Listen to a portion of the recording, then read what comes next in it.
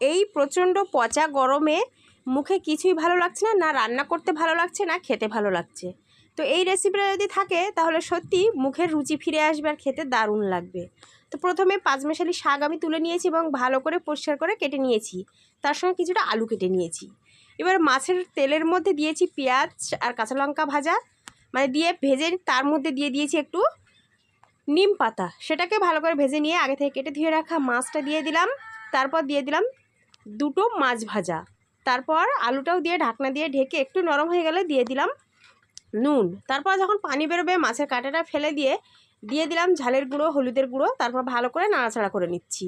আর বড় ভিডিওটা আপলোড করা আছে, অসুবিধা হলে বড় ভিডিও দেখে নিও। তো ভালো করে নাড়াচাড়া করে ঢাকনা দিয়ে মিডিয়াম আঁচে ভেজে ভেজে এটাকে রেডি করে নিয়েছি। তো এটা হয়ে গেল আমাদের শাক দিয়ে, তেঁতো দিয়ে, মাছ দিয়ে একটা তেঁতো তরকারি। খেতে দুর্দান্ত ছিল। ভালো লাগলে লাইক কমেন্ট শেয়ার করে দিও।